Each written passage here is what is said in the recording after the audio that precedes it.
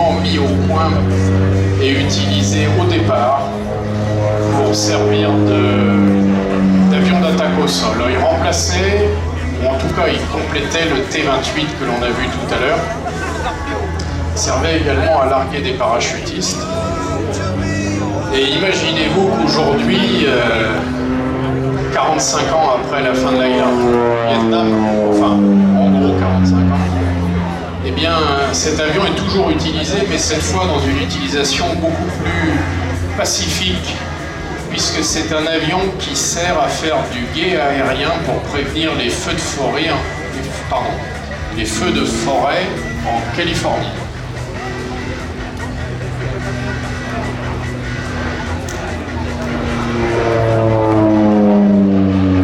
Un tout petit fuselage, 2 sièges pilotes en tandem, c'est-à-dire l'un derrière l'autre, des turbines très puissantes, un train d'atterrissage qui s'escamote intégralement dans les pontons qui servent évidemment à soutenir une dérive assez haute. C'est un avion qui a des capacités assez acrobatiques, assez intéressantes, parce que on a l'impression, comme vous le voyez, qu'il escalade le ciel. Et c'est vrai que tant par sa manœuvrabilité que sa puissance, il a cet intérêt de pouvoir escalader le ciel.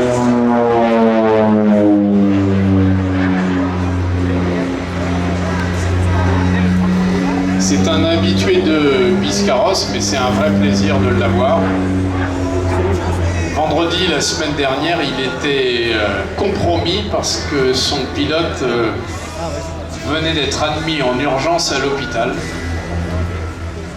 Donc nos amis de Montélimar, de l'association des amis du musée de Montélimar, du musée de la chasse de Montélimar, nous ont appelés en disant écoutez, on va être forfait, on aimerait bien venir, mais on n'a plus de pilote.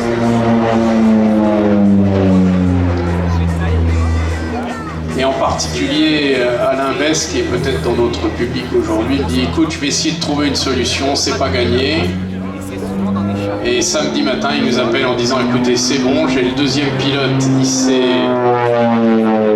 il a pris sur ses congés, il a mis ses obligations familiales, personnelles de côté pour venir à Biscarrosse, et c'est pour ça qu'on le voit aujourd'hui évoluer. Donc merci à David Pin qui a fait ce qu'il fallait pour être là avec nous. Voilà, le Bronco a sorti les trains d'atterrissage. Regardez la longueur de ces trains, assez caractéristique, assez intéressant, avec des amortisseurs assez longs.